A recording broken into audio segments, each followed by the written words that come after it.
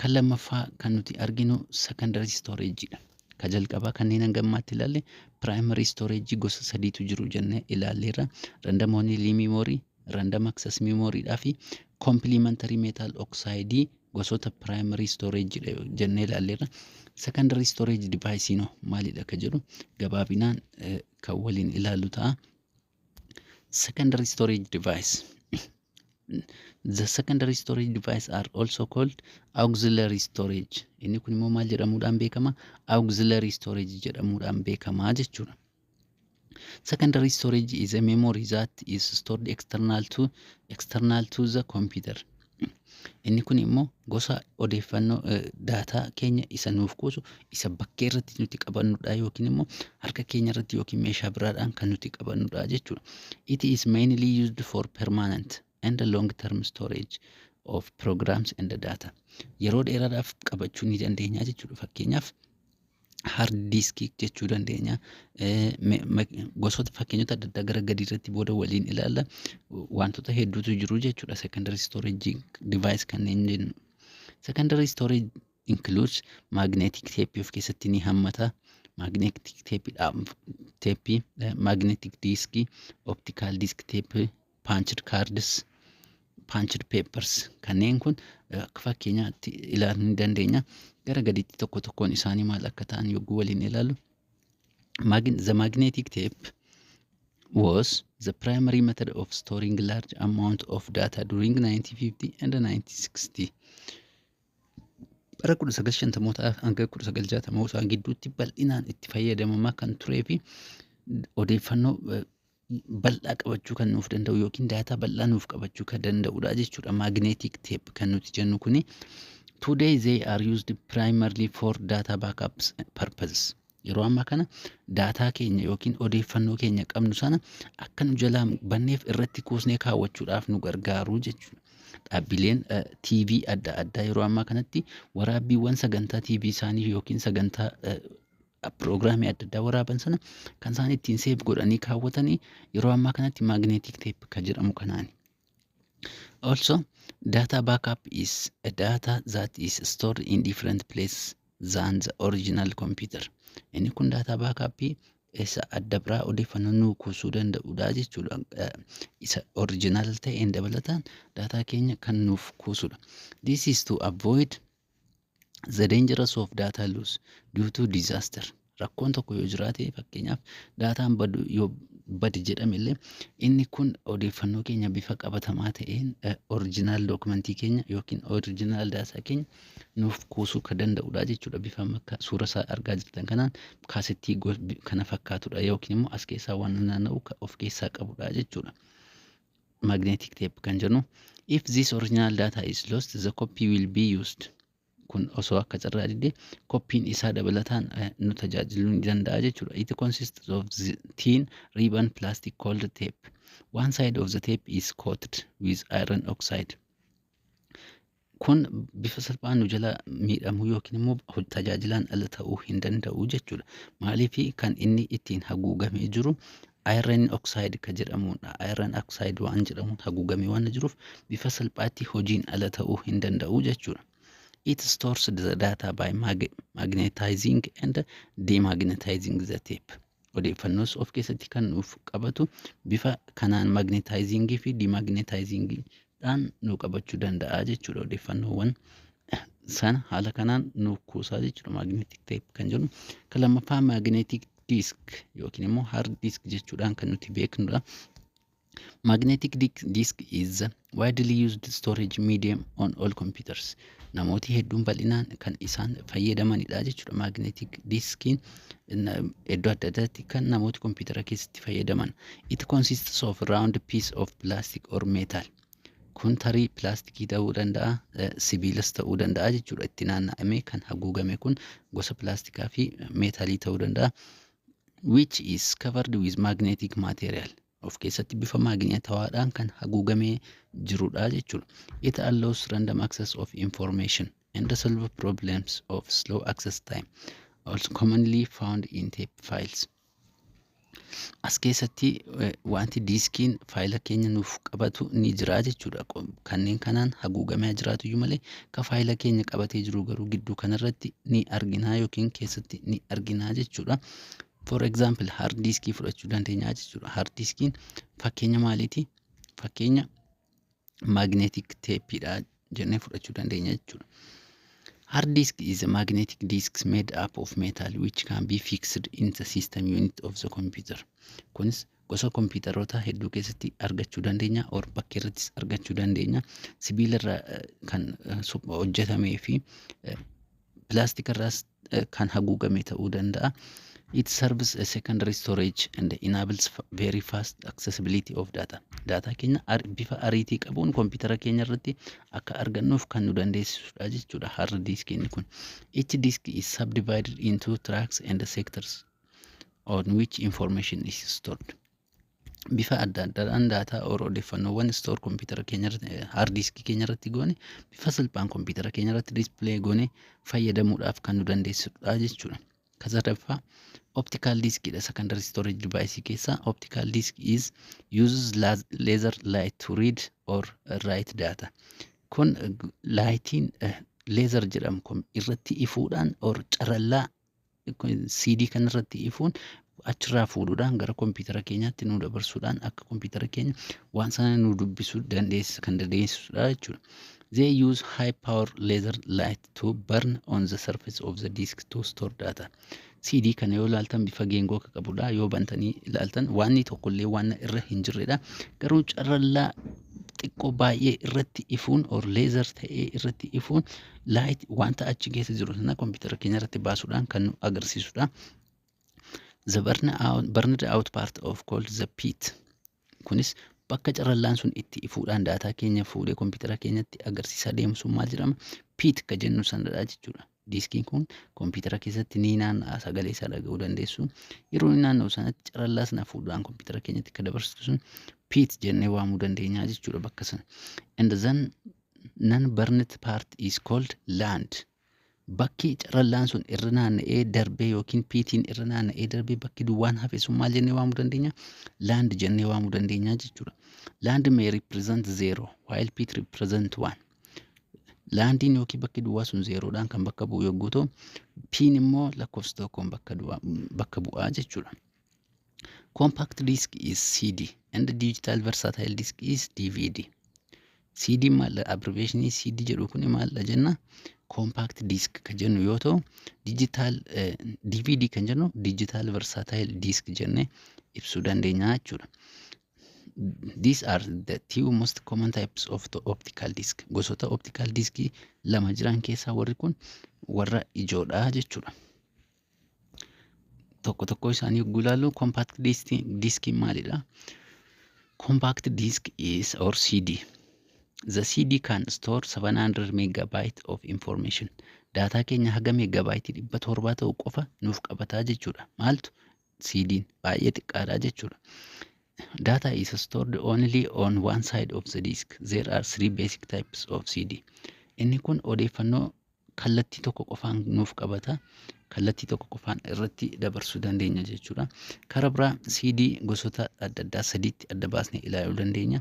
Innis CD-ROM, CDR, CDRW yookiin gabaabinaan compact disk read only memory, compact disk recordable, compact disk read write kan jennuun kaa'uu dandeenya jechuudha.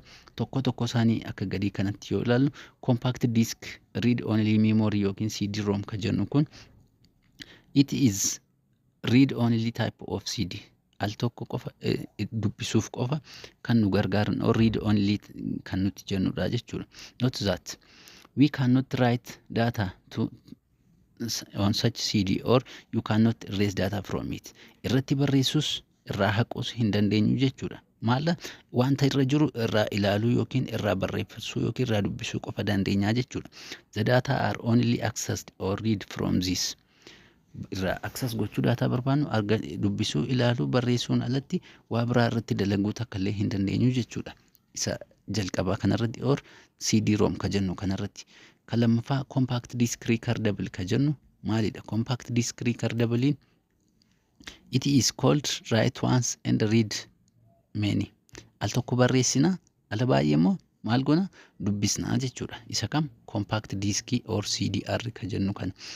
These CDs can be written on once, but then after you cannot rewrite on it or erase data from it. Al tokko irratti barreessina, erga barreessinee booda deebisnee maal gochuu hin dandeenyu? Editii gochuu hin dandeenyu. Irraas haquu hin dandeenyu jechuudha. After you first write data on such disks, then only thing you can do is the read from them. Al tokko barreessinee deebinee dubbisuu qofadha qoodii nuti qabnu jechuudha. Inni itti aanu compact disk read only, compact disk read write or CDRW ka jennu kun, this one is compact disk read writing is also called erasable optical disk. Inni kun immoo maal ta'uu danda'a? Haqamuu danda'a jechuudha. Irraa haqnee duwwaa gochuu dandeenya. You can write data as many times you want on such CD. Gosa CD kanarratti ala meeqa haqnee ala meeqa irratti barreessuuf ni dandeenya jechuudha. Inni kun immoo isaan sanarra ni fooyya'a jechuudha. You can erase the content in such CDs. Waan barbaannu irratti haquu irratti dabaluu dandeenya jechuudha. Inni hafee digital versatile disk. Digital versatile disk yookiin DVD ka jennu kun, DVD is stand for digital versatile disk. It is a new technology. Digital versatile disk kun teknoolojii haarawaadhaa fi yeroo ammaa kanatti beeksifamedha jechuudha. It is similar to CD. CD wajjin kan walitti dhiyaatu ta'us garuu that can store large amount of data and it has narrow tracks than CD. Haga CD hin dhiphatu jechuudha. Haga CD hin dhiphatu sanarratti large data bal'aan qabachuu kan danda'udha jechuudha. It can store for 7.7 up to 70 GB. GB 4.7 kaasee haga GB 17tti informationii nuti barbaannu bifa salphaa ta'een kan nuuf qabachuu danda'udha jechuudha DVD. Jalqaba CD meeqa nuuf qabata jennee turre, megaabaayitii 700 qofa jennee turre. Inni kun sanarra baay'ee fooyya'aadha jechuudha. Ka itti aanu samariidha. Summary kana gabaabinaan dubbisuu dandeessu. Input device gosa computer equipment to enter data. Input device waan barbaannu computer keenya keessa akka galchinuuf kan nu gargaaru ta'u, input device kanneen jennu keyboard, mouse, scanner, microphone, electronic whiteboard, optical mark recognition, optical character recognition, punch card, barcode reader, joystick, pen, input jenne bal'inaan ilaalleerra. Output device kanneen jedhan kanneen duratti waliin ilaalle data computer keenya keessa baasnee akka fayyadamnuuf or data out of computeriidhaaf kan nu gargaaranna. Example one output devices: monitor, printer, plotter, computer, speaker, projector, sound, video card, headphone, braille reader fi kanneen kana fakkaatan akka ta'an bal'inaan ilaalleerra. Central processing unit is the brain of computer jenneerra or CPU'n sammuu computerati jenne ilaalleerra. Maaliif kunis perform computer instructions, ajajawwan computer kamiyyuu akka function ta'an kan nuuf dandeessisu CPU dha. CPU has 3 subcomponents jenne ilaalleerra jechuudha. Isaanis maal akka ta'an analogii, arithmetic dhaa fi logic unit dha jenne ilaalleerra jechuudha. Gara review question itti yookiin immoo gaaffiiwwan shaakalaa dhiyaatanitti yogguu darbinu, question number 1, the speed of CPU is measured only in megahertz. Megahertz qofaan madaalamaa jedha. CPU speediin megahertz qofaan madaalamaa kan jedhudha. Kun false dha jechuudha. Gigahertz dhaan madaalama malee megahertz dhaan miti. Gaaffii lammaffaa, CPU stands for central processing unit. This one is also false. Kunis sobadha jechuudha. CPU'n hiikisa control processing unit osoo hin taane central processing unit dha. This one is also false. Central processing unit acts as the brain of computer. This one is true. Akka sammuu computerati dalaga jennee ilaalleerra CPU'n. Control unit performs logic operations. Control unitiin maal dalaguu danda'a? Logic operation dalaguu danda'a jedha. Logic operation kan dalaguu danda'u control unit miti jechuudha. Register is a temporary, question number 5. Register is a temporary storage location data period to execution in arithmetic logic unit. This one is also false. Temporaryidhaaf nuuf kuusuu hin danda'u jechuudha. Arithmetic logic unit. Random access memory or RAM is volatile. Question number 6. Random access memory volatile jedha. This one is also false. Sorry. RAM is volatile. Volatile RAMini kun tiruudha jennee bukkee darbina. Ka itti aanu gaaffii torbaffaadha. Magnetic disk is primary storage device. Magnetic diskin primary dha jira. Kun false dha. Primary osoo hin taane secondary dha. Random access memory is the secondary storage device. Random access memory secondary storage device dha jira. Kunis false dha jechuudha. Primary dha malee secondary miti. Question number 9. DVD store large amount of data than CD. True dha. Odeeffannoo bal'aa nuu qabachuu danda'a kan CD irra caalu. Kanaafuu dhugaadha jechuudha. Part 2 choose the correct answer for each of the following question jira. Gaaffii tokkoffaarratti dash is allows you to enter data into a computer form of text in the form of text jedha. Bifa tekstiidhaan yookiin bifa barreeffamaan kompiitara keenyatti akka galchinuuf kan nu dandeessisu maawuzii miti, monitarii miti, peripheral device miti, keyboardidha jechuudha. Deebiin keenya keyboardidha. Gaaffii lammaffaa dash is an output device. Output devicein kanneen jedhaman keessaa inni sirriin kamidha? Maawuziin input deviceidha. Joystickiin input deviceidha. Monitariin output deviceidha jechuudha. Question number 3. Dash keys are present on the top row of the keyboard. Top row of keyboard keenya irratti yookiin sarara irra keessaa kompiitara keenya keyboard keenya irratti kan argamu maalidha? Functionidha jechuudha. F1, F2, F escape kanneen jennu warreen jalqaba irratti argaman functionidha jechuudha. Question number 4. A light sensitive device converts drawing, print text or other image into digital form. Gara digital formitti kan nuuf gargaaru as keessa drawing, print text or other image into digital form gochuuf kan nu dandeessisu kam? Scanneridha jechuudha. Gara digital formitti kan nuuf deebisu scanneridha jechuudha. Question number 5. Which of the following groups consists of only input device? Only input device kanneen ta'an maawuzii sirriidha, keyboardii sirriidha, monitor X. Maawuziin sirriidha, keyboardiin sirriidha, printer inputidha. Inputii miti kun outputidha. Mouse, keyboard, plotter kunis outputidha. Mouse, keyboard, scanner kunneen kun inputidha jechuudha. Question. Which of the following is not example of hardware? Hardware fakkeenya hardware software osoo hin taane hardware kan hin taane. Not example of hardware kan jennu kamidha? Word processingidha. Warreen kaan kunneen hardwareidha jechuudha. Warreen kaan. Question number 7. The device that allows you to enter information into a computer. Odeeffannoo gara kompiitara keenyaatti akka galchinuuf kanneen nu dandeessisan kanneen keessaa kamidha? Input deviceidha jechuudha. Kompiitara keenyatti odeeffannoo akka galchinuuf kan nu gargaaru input deviceidha. Question number 8. Which of the following is not output device? Kan output device hin taane questioniiwwan jiran kana keessa chuuziiwwan jiran kana keessa isa kamidha? Plotteriin output deviceidha. Printeriin output deviceidha. Monitoring output deviceidha. Scanneriin garuu input deviceidha jechuudha. Kanaafuu deebiin keenya Cdha. Question number 9. The most common method of entering text and numerical data into computer systems through the use of what?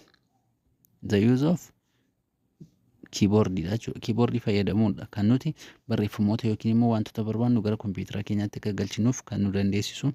Question number 10. Which one of the following is optical recognition system senses the presence or absence of mark such as pencil marks? Fakkeenyaaf qormaata barattooti kutaa 12 yookiin 8 yookiin 6 qoramaan gosi maashinaa nu sororu yookiin immoo nu baasu maal jedhama? Optical mark recognition system jedhama jechuudha. Paartii darbe irratti bal'inaan maal akka ta'e waliin ilaallee turre. Question number 11. The device primarily used to provide hard copy is. Akka hard copyidhaan waan tokko nu ba'uuf meeshaan nu deeggaru yookiin nu gargaaru printeridha. Question number 12. Dash converts information from machine understandable form to human understandable form. gara maashinii hubaturraa gara namni hubatutti gochuu jijjiiruu kan nu dandeessu yookiin akka jijjiiramuuf kan nu deeggaru isa kamidha? Kanneen as keessa jiran keessaa CPU dha jechuudha. CPU yookiin Central Processing Unit'tu process taasisuudhaan input device sana gara output device'tti nu jijjiiraa jechuudha. Question number 30. Which of the following is not a type of monitor? Gosoota as keessa jiran keessa gosa monitorii kan hin taane isa kamdha? Not type of monitor kan nuti jennu A. Cathode ray tube type of monitorii dha. Liquid crystal display type of monitorii dha. Plasma display type of monitorii dha. D. Naniidha jedha. Kana keessa kamtu dogoggoradha? Hundi isaanii sirriidha waan ta'aniif deebiin hin jiru jechuudha. Gaaffii 14ffaa. Dash is most commonly used in digital watches, clocks and calculators. Bakka duwwaan yeroo hedduu irra caalmaatti koompitara keessatti kaalkuleetariiwwanii fi sa'aatiiwwan irratti ni fayyadamnaa jedha. A. Cathode ray tube. B. Liquid crystal display. C. Plasma display. D. None. Kamidha jechuudha kan nuti bal'inaan itti fayyadamnu digital watchsiidhaaf clocksiif kaalkuleetariiwwan keessatti liquid crystal display yookiin immoo LCD ka jennudha jechuudha. Question number 15. Dash is a device that enables us to produce a hard copy of data or information. Barreeffamaan yookiin hard copy isaa akka argannuuf meeshaan nu dandeessisu maal jennee turre? Printeriidha. Kunneenis sirriidha garuu maal waan qabaniif waan gosoota impact printeriidha waan ta'aniif printerii waan jiruuf deebiin printerii ta'a jechuudha. Tolee, barannoo keenya har'aa asuma irratti kan goolabnu ta'a. Paartii itti aanutti boqonnaa 3 computer softwarein maal akka ta'e kan waliin eegallu ta'a. Hagasittuu like, share, subscribe gochuudhaan waliin akka turtan abdii qabna. Galatooma.